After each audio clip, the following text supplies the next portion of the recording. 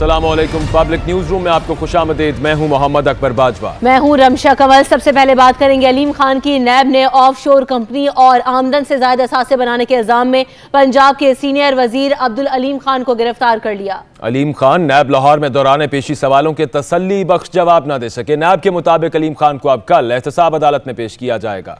उनके 15 रोजा जिस्मानी रिमांड की इस्तदा भी की जाएगी। अलीम खान को कल एहतसाब अदालत में पेश किया जाएगा। तर्जुमान नैब की जानिब से बताना है और अलीम खान पर आमदन से ज्यादा असासों का इल्जाम है।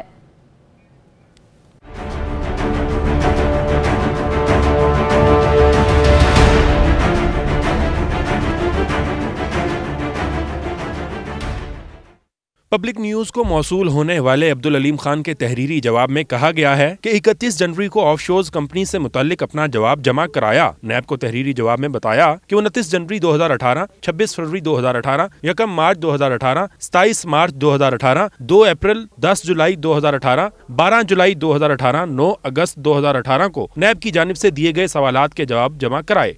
अब्दुल अलीम खान ने तहरीरी जवाब में कहा कि हेक्सम इन्वेस्टमेंट ओवरसीज लिमिटेड से मुतल्लिक तफसीली जवाब 6 मार्च 2018 को जमा कराया। वो तमाम जराए बताए जिनसे फ्लैट्स हासिल किए। अब्दुल अलीम खान ने मौक़िफ़ इख्तियार किया कि हमें मालूम नहीं कि हमारे खिलाफ क्या इल्जामात हैं। अलबत्ता नैब ने जो तफसीलात मांगी उसके मुकम्मल और तफसीली जवाब दिए। नैब के साथ मुकम्मल ताउन के लिए तैयार हैं।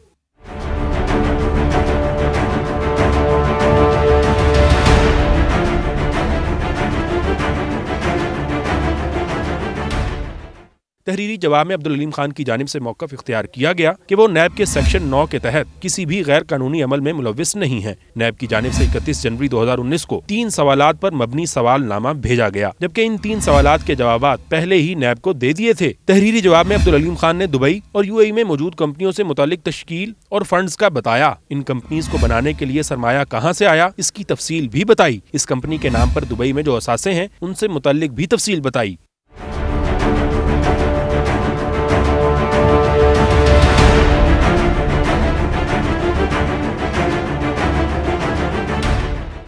तहरीरी जवाब में अब्दुल अलीम खान ने इंकशाफ किया कि दुबई की ऑफशोर कंपनी उनको उनकी वालदा से वरासत में मिली थी। वालदा की वफात 19 नवंबर 2013 को हुई, लिहाजा वो दुबई की कंपनी से मुताल्लिक तफसीलात नहीं बता सकते। शाकिर महमूद ऐवान, पब्लिक न्यूज लाहौर।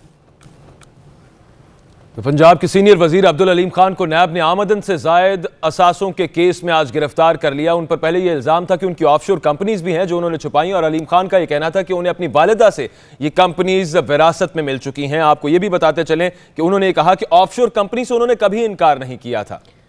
उन्होंने ये भी कहा कि नैब को ऑफशोर कंपनी से मुतालिक तमाम रिकॉर्ड जमा करवा दिया है। कंपनियां कैसे बनाई, क्या सरमायाकारी की, क्या कमाया, क्या खाया, सब तहरीरी जवाब जमा करवा चुका हूं। अलीम खान के जवाब के मुताबिक उन्हें नहीं मालूम कि उनके खिलाफ क्या इल्जामात हैं, लेकिन नैब ने जो भी तफसीलात मांगी उनका तफसीली जवाब दिया गया। जबकि नैब ये कहता है कि अलीम खान साहब से जो सवालात किए गए उनके उन्होंने तसल्ली बख्श जवाबात नहीं दिए।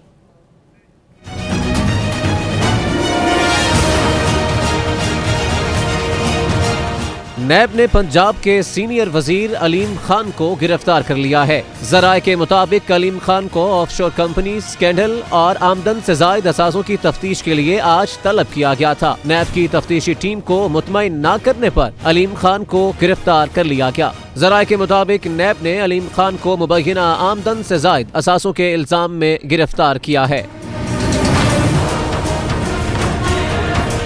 कौमी एहतसाब ब्यूरो सीनियर वजीर अब्दुल अलीम खान के खिलाफ बैरून मुल्क जायदाद, आमदन से जायद असासों और ऑफशोर कंपनी के हवाले से तफ्तीश कर रहा है।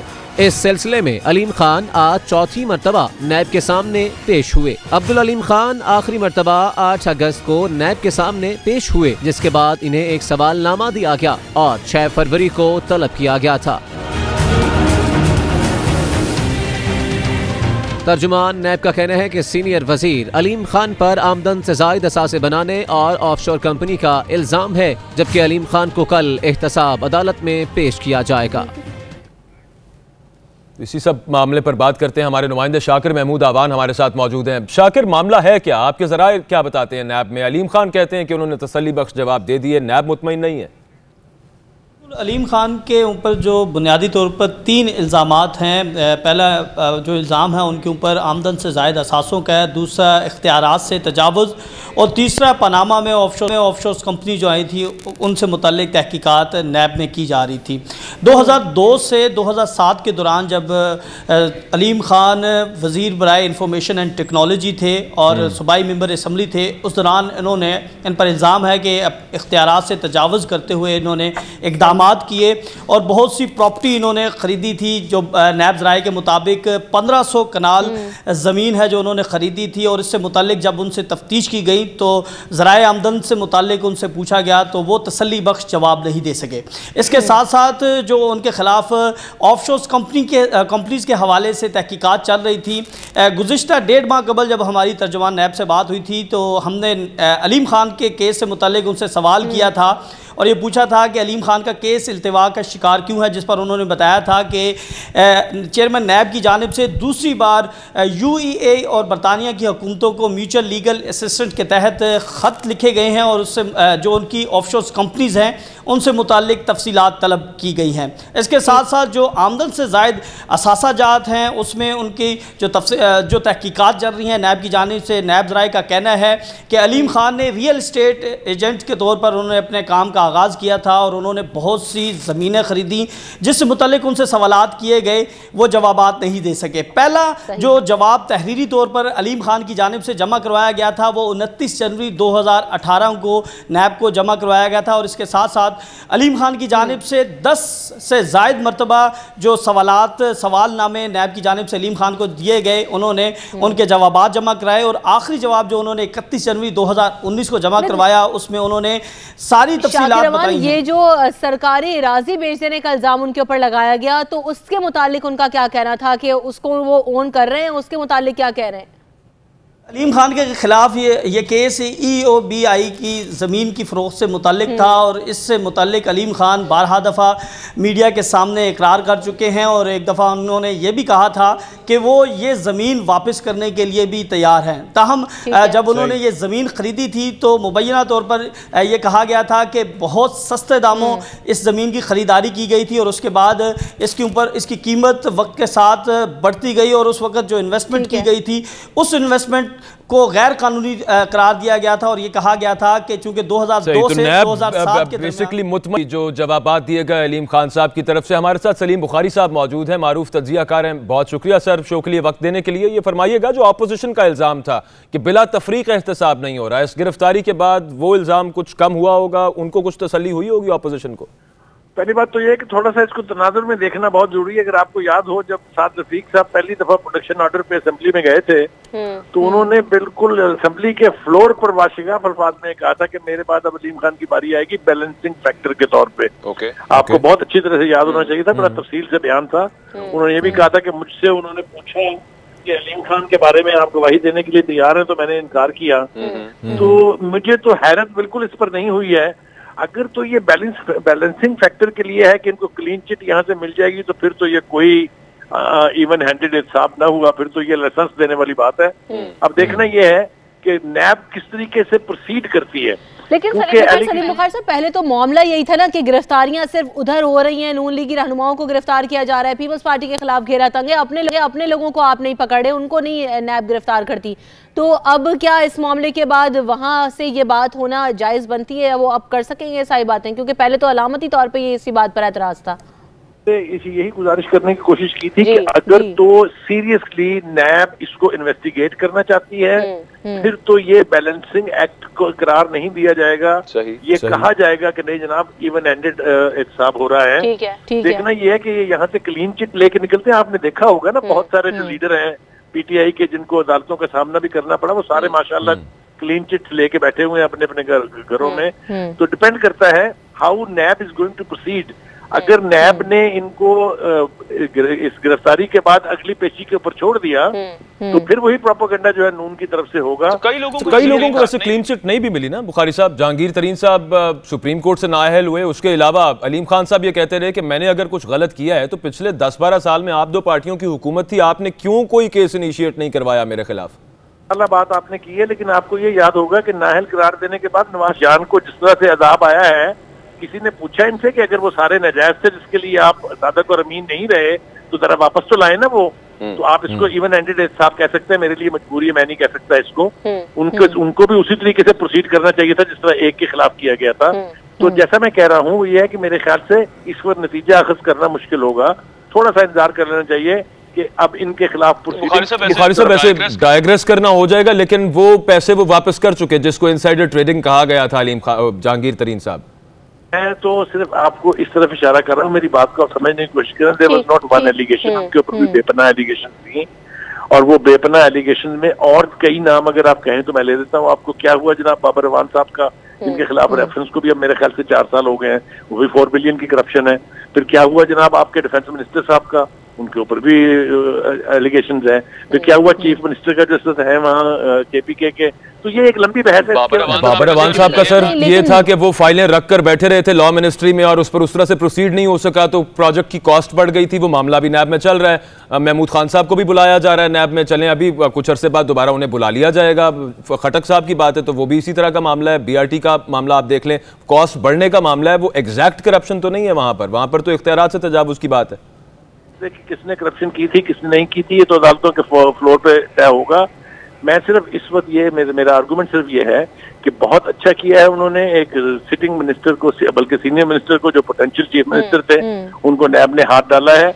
और अब देखना ये है तय इसी से होगा कि आगे फर्दर प्रोसीडिंग्स कैसे होती हैं। बिल्कुल ठीक है। सलीम बुखारी साहब साथ ही मौजूद रहेगा, शाह खावर साहब भी हमें ज्वाइन करें, उनसे भी बात करते हैं। शाह खावर साहब, अब आपका इस पर कमेंट क्या होगा कि जो बिला तफरीक एहतसाब की बात हो रही थी, पहले तो यही कहा जा रहा था कि जनाब वन साइडेड एहतसाब है, क्या अब उसका आगाज हो चुका है कि सबके लिए नैब एक तरह से परफॉर्म कर रहा है? देखिए ये वाकई एक बहुत बड़ी खबर है इस हवाले से और बड़ी अहमियत वाली खबर है कि एक पंजाब हुकूमत के सीनियर मिनिस्टर सिटिंग जो हैं उनको नैब ने गिरफ्तार किया। तो इससे एक तासुर जो कायम हुआ था नैब के खिलाफ कि शायद नैब जो है वो उन्होंने सिंगल आउट किया हुआ है अपोजिशन के लोगों को, उससे ये तासुर जो है वो काफी हद तक खत्म हुआ है। और अभी हमें नजर ये आ रहा है कि शायद अब नैब जो है वो बगैर किसी तफरीक के और बगैर किसी इम्तियाजी सलूक के जो है वो भी वो समझेंगे कि किसी के खिलाफ जो है वो इतना मटीरियल मौजूद है और उनको गिरफ्तार करना जरूरी है, तो उसकी आज ये एक मिसाल हमें मिली है। लेकिन मैं आपको ये भी एक बात बताऊं कि ऐसा भी नहीं होना चाहिए कि सिर्फ उस तासुर को जायल करने के लिए अलीम खान साहब को गिरफ्तार किया है और या तो उनके खिलाफ अगर वाकई इतने ठोस शवाहिद मौजूद हैं तो ये जो है फिर तो जस्टिफाई होगी। लेकिन अब देखना ये है कि उनको गिरफ्तार करने के बाद वो क्या मजीद जो है 3-4 एलिगेशन है सर, उनमें से जो सबसे जो स्ट्रांग लग रहा है वो ये है कि जब आप वजीर थे तब आपने 1500 किनाल अराजी खरीदी, उसके बारे में बताएं कि उस वक्त आपके पास वो पैसा कहां से आया था। मुतमईन नहीं कर सके उस हवाले से कि ये वो पैसा आया कहां से था। अगर अब रेफरेंस दायर होता है और फिर मुतमईन नहीं कर पाते फिर तो सीधा सीधा करप्शन का चार्ज होगा कि आपने वजारत के दौर में इख्तियारात का गलत इस्तेमाल किया, फंड्स की खुर्दबुर्द की, जिसकी वजह से आपने वो 1500 किनाल खरीदे थे। तो देखिए बात ये है कि चूंकि अभी ये केस नैब ने इन्वेस्टिगेट करना है, उसके बाद इस पे एक रेफरेंस आएगा। अब देखना ये है कि वो क्या मटेरियल ऐसा है जो कि जिसकी बुनियाद के ऊपर रेफरेंस बनेगा और उस रेफरेंस के नतीजे में ट्रायल कोर्ट क्या नतीजा अखज़ करेगी। अभी उसके बारे में हम कोई ऐसी राय नहीं दे सकते क्योंकि ऐसी राय से किसी उनके राइट्स जो है या उनका राइट कम अज कम प्रेजुडिस होने का खतरा है। लेकिन एक चीज जरूर मैं यहाँ पे डिस्कस करूंगा, वो ये है कि हमें ये बात समझ नहीं आती कि नैब के पास वो कौन सा पैमाना है कि जिसके तहत वो जिसको चाहें उनको गिरफ्तार कर लें और कुछ ऐसे लोग हैं जिनके इंक्वायरी के दौरान भी आप गिरफ्तार न करें और उनके खिलाफ आप रेफरेंस भी भेज दें। तो इन चीजों के ऊपर मैं समझता हूँ कि एक यूनिफॉर्मिटी आना बड़ा जरूरी है। और मैं आखिरी एक छोटी सी चीज ये फरमा दीजिएगा, अब वजीर हैं, गिरफ्तार करना है इनको, पंजाब असेंबली के मेंबर हैं, स्पीकर को बताना जरूरी नहीं होता? अब जरा रहनुमाई कर दीजिएगा यहाँ पर। दूसरा ये कि इनके प्रोडक्शन ऑर्डर्स का क्या मामला हुआ करेगा जब इजलास हुआ करेंगे? बिल्कुल जरूरी होता है और खासतौर पर मेरे ख्याल में उस वक्त ज्यादा अहम होता है कि जब इजलास चल रहा हो। लेकिन मेरा ख्याल है कि नैब ने वो कार्रवाई तो जरूर पूरी की होगी क्योंकि वो पंजाब असेंबली के मेंबर हैं और वजीर भी हैं, उसकी इत्तला तो उन्होंने स्पीकर प्रोविंशियल असेंबली को दी होगी। लेकिन मैं बगैर किसी इस मेरिट्स पे पड़े हुए इस केस की, लेकिन मुझे एक बात जरूर है कि गिरफ्तार उस सूरत में उस बंदे को किया जाता है जिसको के बारे में खदशा हो कि वो शहादत जो है उसको टेम्पर कर लेगा या गवाहों को इन्फ्लुएंस कर लेगा, या जिसके मुल्क से फरार होने या एब्सकॉन्ड करने का खदशा हो। तो मेरा सवाल अभी भी वो है, वो अनआंसर्ड है अभी तक, कि वो नैब के पास कौन से पैमाने हैं कि जिसमें उस पैमाने में किसी को गेज करके वो ये नतीजा अखज़ करते हैं कि इनको ये तो इनके खिलाफ मवाद भी मौजूद है, उनके खिलाफ इंक्वायरी इन्वेस्टिगेशन में कंप्लीट कन्वर्ट हो चुकी है, रेफरेंस फाइल हो चुका है, लेकिन उनको आप अदालत के रहमो करम पे छोड़ देते हैं।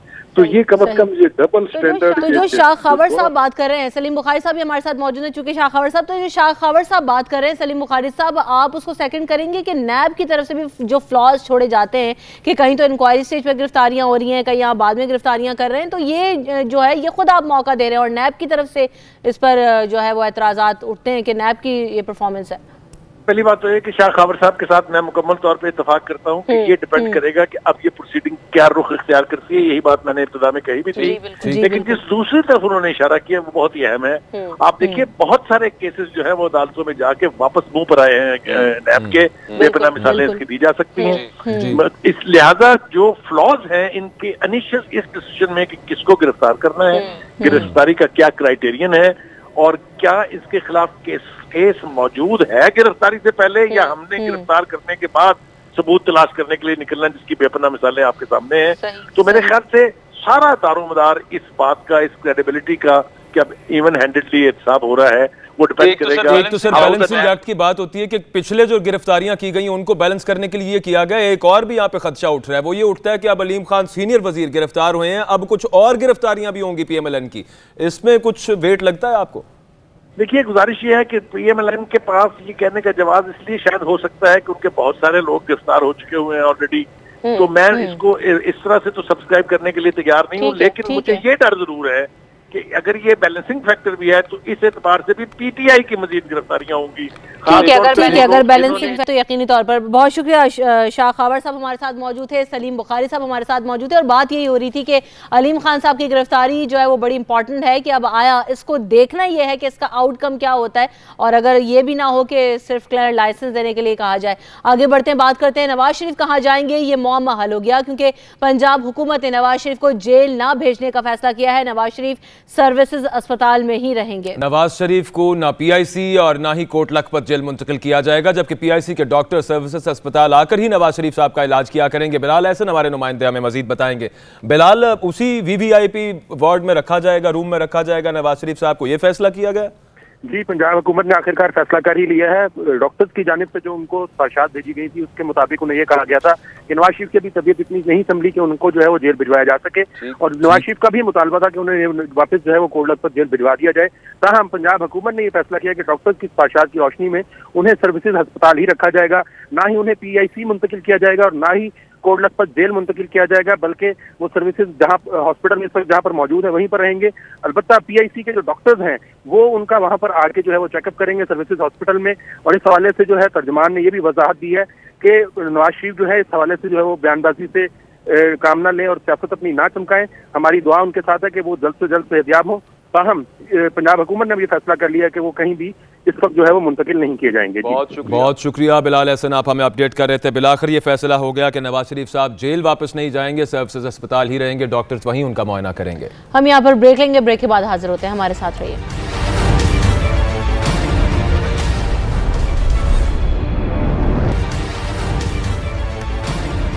Welcome back. अब आपको बताएं कि गवर्नर पंजाब चौधरी मोहम्मद सरवर की वजीर आला पंजाब उस्मान बुज़दार से मुलाकात हुई है। मुलाकात में सीनियर वजीर अब्दुल अलीम खान की गिरफ्तारी के बाद की सूरत हाल पर तबादला ख्याल किया गया है। मुलाकात में सीनियर वजीर के इस्तीफे पर भी बातचीत की गई। मजीद तफसील जानेंगे अपने नुमाइंदे बिलाल एहसन से। बिलाल, इस मुलाकात की आपके पास क्या तफसील है? इस पर भी क्या गौर किया गया कि अलीम खान साहब की जगह और अब किसको ये कलमदान सौंपा जाए? जी शुक्रिया। आपसे कुछ देर कल जो है ये मुलाकात हुई है और उसके साथ ही जो है वो जो वज़रा है, सूबाई वज़रा, उनके साथ जो है ये बाकायदा इजलास भी शुरू हो चुका है। ये बड़ा अहम इजलास है पंजाब हुकूमत का, जिसमें जो है सीनियर वजीर अब्दुल अलीम खान की गिरफ्तारी के बाद की जो पैदा करता सूरत हाल है उस पर जो है वो गौर व ख़ौस किया जा रहा है। और इसके साथ साथ उसके बाद जो वर्जन पंजाब हुकूमत ने इख्तियार करना है उस पर भी जो है वो बैठ के बातचीत की जा रही है कि आया अब पंजाब हुकूमत का इस गिरफ्तारी पर रद्द-ए-अमल क्या होगा और उनके जो तर्जमान है वो इस गिरफ्तारी को किस तरह से डिफेंड करेंगे, और इसके साथ साथ जो इस्तीफा पेश किया गया है सीनियर वजीर की जानिब से उसको मंजूर किया जाना है या नहीं, इस पर अभी फैसला होना बाकी है।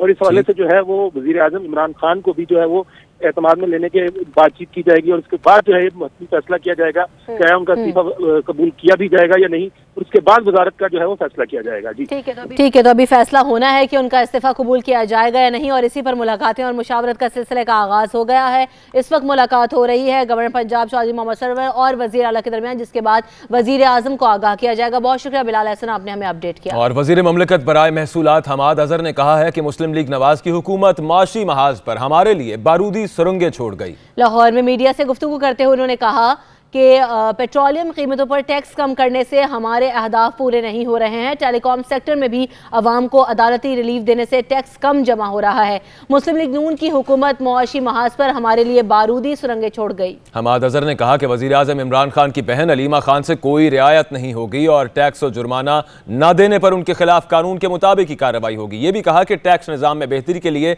बहुत काम की जरूरत है और मईशत का पहिया रोक कर टैक्स इकट्ठा नहीं किया जा सकता। उनका यह भी बताना था कि पाकिस्तान कम तरीन टैक्स जमा करने वाले ममालिक की फहरिस्त में शामिल है, लेकिन हम सिर्फ 4000 अरब रुपए टैक्स इकट्ठा करते हैं। ताहम इसके लिए टैक्स दहिंदगान का एतमाद हासिल करना जरूरी है और खौफ की बुनियाद पर टैक्स इकट्ठा नहीं कर सकते। हमाद अजहर ने मजीद ये भी बताया कि बजट जारी खसारा बड़ा मसला है, बचत को फरोग देकर ही खसारा कम किया जा सकता है। साथ साथ स्मगलिंग रोकने से भी टैक्स रकूम में काफ़ी इजाफा हो सकता है। तो आज उन्होंने गुफ्तगू की मीडिया से, जहां पर उनका ये कहना था कि जो टैक्स खसारा है उसको बढ़ाना होगा, एतमाद हासिल करना होगा। एहतशामुल हक साहब हमारे साथ मौजूद हैं। एहतशाम साहब, बात वही आ गई है जो पिछले दिनों भी बात हो रही थी कि जो बहुत कम लोग हैं हमारे यहाँ वो टैक्स अदा करते हैं। टैक्स नेट में लोगों को लाना होगा, यही PTI हुकूमत का जो है इस वक्त मेन एजेंडा है। क्या करना होगा कि लोगों का एतमाद हासिल किया जा सके? देखिए रमशा, एक तो ये इस बात से बाहर ही नहीं निकल रहे कि जी हम पे कितना बोझ डाल के चले गए हैं, कितना शॉर्टफॉल छोड़ के चले गए हैं, कितना खसारा छोड़ के चले गए हैं। अब देखें, बात यह है कि आप पहले 6 माह में जो है ना वो खसारा, अपना शॉर्टफॉल हमारा 172 अरब का था, वो 191 अरब का अब तक हो चुका है रेवेन्यू का शॉर्टफॉल। और ये जो बार बार आता था और इलेक्शन से पहले इमरान खान साहब कहते थे कि मैं 8000 अरब यानी 8 ट्रिलियन मैं ये कर दूंगा। अभी सिर्फ हमाद अजहर साहब ये कहते जी गुंजाइश है। तो सवाल तो यह है कि इसके लिए आपकी स्ट्रेटेजी क्या थी? लोग यही बार बार आपसे सवाल कर रहे हैं कि जी आपने टैक्स को बढ़ाने के लिए क्या किया, आपने जो पैरेलल इकोनॉमी है उसको खत्म करने के हवाले से क्या किया, आपने नए टैक्स पर तलाश किए कि नहीं किए। वो सिर्फ आता था कि जी हम कर लेंगे, हो जाएगा, ये हो जाएगा, कर लेंगे, हम हमेशा से ही सुन रहे हैं। अभी सवाल यह है कि भी क्यों नहीं मानते कि अब 22 करोड़ की आबादी में आज भी 20 लाख लोग टैक्स देते हैं और 7 लाख लोगों ने पिछले साल जो है ना वो टैक्स रिटर्न फाइल की थी। अब इन्होंने चाहिए था ये कि ये इस दौरान ये 5 माह में कोई मैकेनिज्म इवॉल्व कर लेते कि टैक्स को बढ़ाने के लिए, ब्रॉडन करने के लिए क्या करना चाहिए। उल्टा इन्होंने देखे ना जो इख्तलाफ आ रहा है वो तो ये है कि भी आपने ये मिनी बजट में तो 8 अरब रुपए का और टैक्स का खसारा छोड़ के चले गए आप टैक्स और उसमें कम हो गया है। तो बढ़ाने के हवाले से कोई स्ट्रेटेजी अभी तक समझ नहीं आई। लिहाजा ये कहना कि जी इस साल का हदफ भी पूरा हो जाएगा तो दूर तो शाम साहब वही आपके वाली बात वैसे छोटी सी, इनडायरेक्ट टैक्सेस की तरफ ही जा रहे हैं। मिनी बजट तो उसमें भी इस मामला नजर आता है। उसके अलावा जो बात कर रहे हैं कि ये टैक्सेस अगर हम नहीं मिल रहे तो रेवेन्यू कम हो रहा है, वो भी इनडायरेक्ट टैक्सेस है। डायरेक्ट टैक्सेस के लिए इन्होंने क्या किया है उस पर बताते क्यों नहीं है कुछ, या कब बताएंगे ये? देखिए अकबर, डायरेक्ट टैक्सेस के हवाले से इनसे बार बार यही बात की जा रही थी और ये कह रहे थे कि 31-32 के करीब टैक्स है। हम आज आके अब कह रहे हैं जी 3 टैक्स कर देंगे, वही कर देंगे, इनकम टैक्स को और इसी तरह से GST को और एक और टैक्स को मिला के हम ये करते हैं। ठीक है, एहतशाम साहब हमारे साथ ही मौजूद है, राना अफजल साहब भी हमें ज्वाइन कर रहे हैं। राना अफजल साहब, आज बात यही की गई हमाद अजहर साहब की जानिब से, उन्होंने कहा कि मुस्लिम लीग नून जो है वो हमारे हुकूमती महाज पर जो है हमारे लिए बारूदी सुरंगें छोड़कर गई, जिसकी वजह से अब जो सारा मलबा हमें आवाम के ऊपर डालना पड़ रहा है। क्या कहेंगे? देखिए, अब ये लोग हीले बहाने ढूंढ रहे हैं। हमारे दौर के अंदर टैक्स जो था 4-5 साल के अंदर डबल हो गया था, 2 ट्रिलियन से 4 ट्रिलियन पे चला गया, ये हकायक है। और जो SBP की रिपोर्ट है 2017-18 की, वो एक माइलस्टोन है। वो जो रिपोर्ट पढ़ लें, अब इनसे मैनेज हो नहीं रहा। इन्होंने आके जो शुरू के महीनों के अंदर एक कॉन्फिडेंस मार्केट का खराब कर दिया, जिसकी वजह से हर चीज स्टॉप हो गई है। और अब भी जो मेजर ये ले रहे हैं वो बिजनेस को इनकरेज करने वाले नहीं है, बिजनेस को डिस्करेज करने वाले हैं। देखिए साहब, वैसे माजरत के साथ काम ये सारे वही कर रहे हैं जो आपकी फाइनेंशियल टीम कर रही थी। इनडायरेक्ट टैक्सेस की तरफ ही सारा का सारा रुझान है। आप एक एज अ न्यूट्रल पर्सन, आप वजीर ममलकत बराए खजाना भी रहे हैं, ये डायरेक्ट टैक्सेशन पाकिस्तान में टैक्स नेट में ज्यादा से ज्यादा लोगों को क्यों नहीं अभी तक लाया जा सका? कहां पर रुकावट है? नीयत का फुकदान है या फिर अहलियत का फुकदान है? देखिए, हर मुल्क में दो इकोनॉमीज होती हैं, एक पैरेलल इकोनॉमी होती है और एक आपकी ब्लैक एंड व्हाइट इकोनॉमी होती है। हर हुकूमत की कोशिश होती है कि ग्रेजुअली ब्लैक इकोनॉमी को व्हाइट में लेके आया जाए। व्हाइट जो ब्लैक इकोनॉमी होती है वो आपके इनडायरेक्ट टैक्सेस पे करती है, जॉब क्रिएशन करती है, वो आपके डायरेक्ट टैक्सेस को चोरी करती है। यही वजह होती है कि आप उनको ग्रेजुअली अगर आप उनको रोक देंगे तो आपकी एम्प्लॉयमेंट भी फारिग हो जाएगी और आपके इनडायरेक्ट टैक्सेस भी कम हो जाएंगे। ये पाकिस्तान में हो रहा है कि इन्होंने जो हमारी ब्लैक इकोनॉमी थी जिसको हमने 0.3% टैक्स, मैं तो राना साहब अर्ज ये कर रहा हूँ कि ये भी वही काम कर रहे हैं जो आप कर रहे थे। डायरेक्ट टैक्सेशन तो आपके दौरे हुकूमत में भी नहीं बढ़ सकी ना। बिल्कुल, वो हम उनको लेके आ रहे थे 5 लाख वो नए टैक्स पे जो आए थे वो ब्लैक इकोनॉमी से आए थे, वो पहले टैक्स नहीं देते थे और मजीद लोग सोच रहे थे कि हमें चले जाना चाहिए फॉर्मल इकोनॉमी के अंदर। तो ये आप लोगों को पकड़ करके ठीक है सर, वो भी विदहोल्डिंग टैक्सेस की वजह से वो जबरदस्ती उनको आना पड़ा था उसमें, ये भी खैर वही काम कर रहे हैं और फिर उस पर आपकी हुकूमत आपकी ऑपोजिशन तनकीद भी करती है। बहुत शुक्रिया। बहरहाल राना अफजल साहब हमारे साथ मौजूद थे, एहतशामुल हक साहब हमारे साथ मौजूद थे, सारी सूरत हाल पर गुफ्तगू कर रहे थे। ब्रेक लेते हैं, ब्रेक के बाद आएंगे, हमारे साथ रहिए।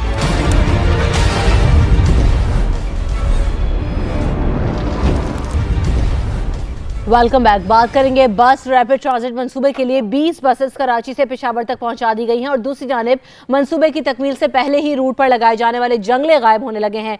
बसें सरदार गढ़ी के करीब BRT के मरकजी अड्डे में खड़ी की गई हैं। मंसूबे की सॉफ्ट ओपनिंग के लिए 23 मार्च की तारीख दी गई थी। यहाँ पर यह भी वाज़ेह है कि गुज़श्ता हफ्ते मज़कूरा बसें चीन से कराची पहुंची थी, जिसके बाद उन्हें गुज़श्ता रोज पेशावर पहुंचाया गया और वज़ीर बलदियात ने एक मरतबा फिर तनबीह की है कि मंसूबे में मजीद ताखीर किसी सूरत बर्दाश्त नहीं की जाएगी। PTI हुकूमत के मेगा प्रोजेक्ट बस रैपिड ट्रांजिट पर काम तो तेजी से जारी है, मगर मंसूबे की तकमील से कबल ही बसों के रूट पर लगाए जाने वाले जंगले चोरी होने लगे हैं। इसी पर बात करते हैं, हमारे नुमाइंदे हसन अली हमारे साथ मौजूद हैं। हसन अली, एक जानिब तो कहा जा रहा है कि टाइमली तमाम मंसूबे को मुकम्मल करना है, दूसरी जानिब मंसूबा मुकम्मल होने से पहले ही जंगले चोरी हो गए, क्या मामला है?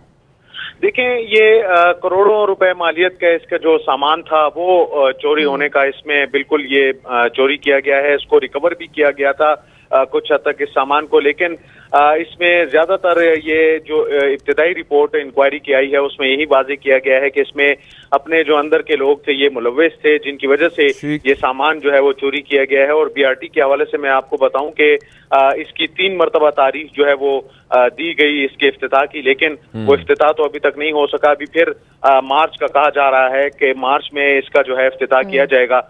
लेकिन जो चोरी की बात आपने की, मैं आपको दोबारा ये वाज़ेह कर दूं कि इसमें करोड़ों रुपए मालियत का जो इसका सामान था, जिसमें सरिया भी था, जिसमें दीगर चीजें भी थी, वो चोरी करने की कोशिश की गई थी, लेकिन उसको एक बड़े ही मुनज़्ज़म तरीके से उसको बड़े प्लानिंग से उसको रिकवर किया गया है। और इसमें इब्तिदाई रिपोर्ट में ये पता लगाया गया है, वो सामने मंजर आम पर तो नहीं लाई जा रही, लेकिन जो जराए से ये मालूम हुआ है कि इसमें अंदर के लोग जो थे वो मुलव्वस थे, जिनकी इमा पर और जिनकी प्लानिंग की वजह से हसन अली, वो जो सरिया चोरी किया जा रहा था वो रिकवर कर लिया गया, आप कह रहे हैं?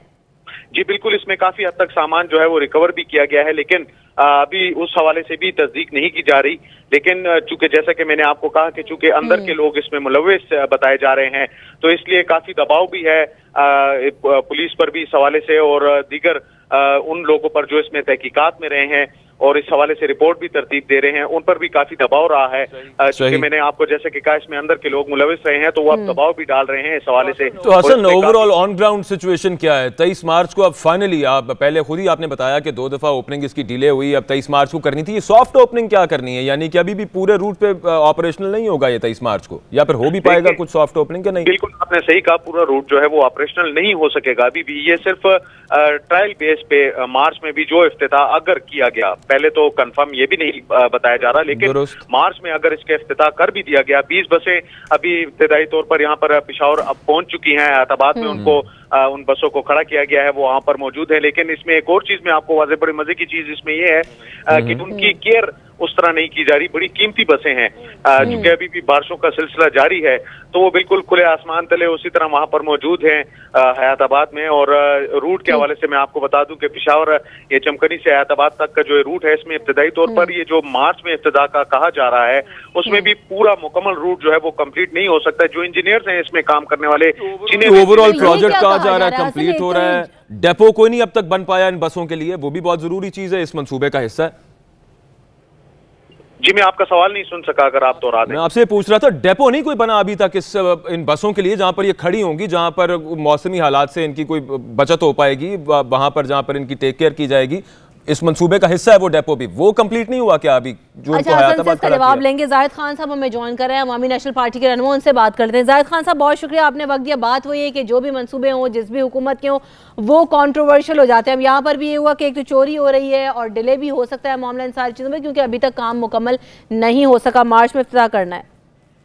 देखिए जी, आपने देखा कि एक नहीं एक और मंसूबा भी इनका है, जो यहाँ मोटरवे का नशीर खान इंटरचेंज से स्वाद तक चकदरा तक जाते हैं, वो 30 दिसंबर उसका लास्ट डेट थी, वो नहीं हो सका। अभी मई भी कह रहे तो मई भी नहीं होगा, और उसकी लागत देखिए ना, जितने भी डिले होते लागत बढ़ती है। आपको याद होगा जो पेशावर वाला इन्हें मंसूबा शुरू के इससे पहले कहते ये जंग न बसे और ये नुकसानात है, जब इस्लामाबाद में बन रहा था या लाहौर में बन रहा था, वो 26 बिलियन के बन रहा था। इन्हें कहा कि अब तो 25 में बना देंगे, अभी 100 बिलियन पे चला गया। आप मुझे बता दें कि ये अभी भी कंप्लीट नहीं है।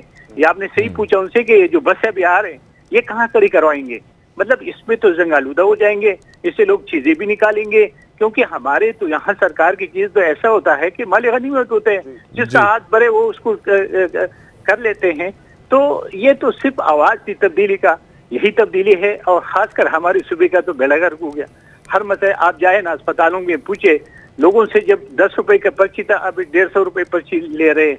अभी ये कहते हैं कि हमने हेल्थ कार्ड दिया, हेल्थ कार्ड लोगों के पास पड़े हैं, जाके एक सर्वे तो कर दे कि वो लोग क्या कह रहे हैं। वो कहते हैं कि जी हम जब जाते तो वो कहते हैं कि जी हमारे पास आपका इलाज नहीं है। देखिए अगर एक जाहिद खान साहब, आप ये कह रहे थे कि सब कुछ हो सकता है, चोरी भी हो सकती है, खराब भी हो सकता है, जंग आलूद भी हो सकता है, तमाम तर सामान, और फिर वहाँ पर जो जंगले वगैरह, ये सब कुछ ऑलरेडी हो रहा है। खैर, बहुत शुक्रिया आपके वक्त का, इस सारे मामले पर आपने हमसे गुफ्तगू की। हमें हसन अली भी इस सारी सूरत हाल से अपडेट कर रहे थे। हसन, आपका भी बहुत शुक्रिया। ब्रेक लेते हैं, ब्रेक के बाद हाजिर होंगे, हमारे साथ रहिए।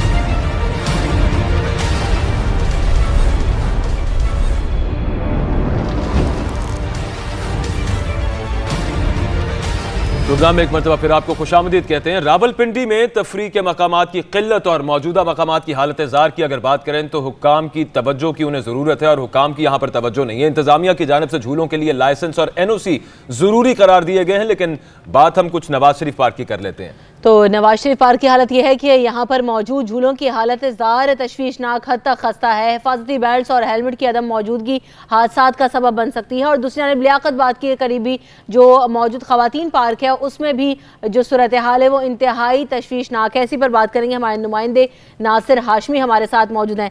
नासिर हाशमी, बताइएगा, रावलपिंडी के पार्क की यह हालत ज़ार है, कोई पूछने वाला नहीं, देखने वाला नहीं, क्यों इनकी मेंटेनेंस नहीं हो रही? जी बिल्कुल, इस वक्त हम नवाज शरीफ पार्क के बाहर मौजूद हैं, और यहाँ पे नवाज शरीफ पार्क में जो झूले हैं उनकी हालत इंतहाई नाकिस और बड़ी ख़राब है। यहाँ पे एक ट्रेन वाला झूला है जहाँ छोटे छोटे मासूम बच्चे और फैमिलीज़ जो हैं उसमें बैठती हैं, लेकिन उसकी जो हालत है वो इंतहाई ख़तरनाक है। किसी भी वक्त कोई बड़ा हादसा हो सकता है, अल्लाह तो अकल ही वो चल रहा है। और यहाँ की जो इंतज़ामिया है बिल्कुल इस पर कोई मुरम्मत या मेंटेनेंस नहीं कर रही, और इंतज़ार कर रही है कि कोई बड़ा हादसा हो तो तब इस तमाम चीज़ों को दुरुस्त किया जाए। छोटे मोटे भी हादसा यहाँ होते रहते हैं, लेकिन इंतज़ामिया की जानिब से कोई एक्शन नहीं लिया जा रहा। और एक और अहम तरीन आपको बात बताऊं कि यहाँ पे लियाकत बाग में ख्वातीन और बच्चों का एक पार्क है जिस पे कब्ज़ा हो गया है, और कब्ज़ा इस तरह से हुआ है कि यहाँ पे जब मेट्रो मंसूबा शुरू किया जा रहा था तो उनकी जो तमाम मशीनरी है और जो उनके पिलर्स तैयार किए जा रहे थे वो उसी पार्क में रख दिए गए। और इंतज़ामिया ने जब उनसे बात की तो उन्होंने इस कमिटमेंट पर उनको वहाँ पे छोड़ा कि उन्होंने कहा कि जब मंसूबा कंप्लीट होगा तो हम इसी हालत में, जिस हालत में पार्क है, आपको वापस करके देके जाएंगे। अब मेट्रो मंसूबा को भी 2-3 साल हो चुके हैं, लेकिन वहाँ पे अब मामला ये है कि यहाँ पे एक अलबराक कंपनी वहाँ पे आ चुकी है और उसने वहाँ पे कब्ज़ा कर लिया है और पूरे पिंडी से जो कूड़ा उठाया जाता है वो उस पार्क में फेंका जाता है और अब वहाँ पे उनका कब्ज़ा है। और जितने भी इर्द गिर्द जो दफातर हैं, जिनमें RDA है, वासा है, रावलपिंडी इस्लामाबाद प्रेस क्लब है और दीगर रिहायशी इलाका भी है, दुकानें भी हैं, उन लोगों को बड़ी मुश्किलात हैं वहाँ पे, क्योंकि वहाँ पे इतनी सख्त गर्मी के वक्त इतनी गंदी स्मेल होती है तो लोगों का वहाँ से गुजरना भी महाल हो गया है और बहुत अजियत हो रही है लोगों को। और लोगों ने इस हवाले से कई बार कंप्लेंट भी की है, लेकिन कोई उस पर एक्शन नहीं हुआ। हमारी इंतज़ामिया से भी बात हुई है, डिस्ट्रिक्ट ऑफिसर से भी बात हुई है, उनका ये कहना है कि हम इस मामले को देख रहे हैं। और जहाँ तक झूलों की बात है, 28 फरवरी के बाद एक नई पॉलिसी लाई जा रही है, जो भी उस पॉलिसी के मेरिट पे पूरा आएगा उसी को NOC और लाइसेंस दिए जाएंगे और हम उस पर सख्ती से अमल दरामद कराएंगे। जी तो नासिर हाशमी हमें बता रहे थे कि जो पार्क की सूरत हाल है वो इंतहाई तशवीशनाक है और दूसरी जानिब जो ये कहा गया था कि मेट्रो बस मंसूबा मुकम्मल हो जाएगा जिसके बाद इस पर बहाली का काम होगा, लेकिन अभी तक कोई ऐसा खासा काम होता नजर नहीं आ रहा है। पार्क्स में कचरा पड़ा हुआ है, झूलों के बेल्ट टूटे हुए हैं, सिक्योरिटी की सूरत हाल भी इंतहाई नाकिस है और ये पार्क जो है वो किसी गटर और नाले का मंजर इस वक्त पेश करते हुए दिखाई दे रहे हैं। तो ये तमाम तर जिम्मेदारी जो कि डिस्ट्रिक्ट गवर्नमेंट की है, डिस्ट्रिक्ट गवर्नमेंट अपनी तमाम उन जिम्मेदारियों से रूगर्दानी कर रही है। इसी पर हमें नासिर हाशमी अपडेट कर रहे थे। एक ब्रेक, यहाँ पे पब्लिक न्यूज रूम में वापस आते हैं हेडलाइंस के साथ, कुछ और न्यूज स्टोरीज होंगी, तज्जिया होगा उन पर, हमारे साथ रहें।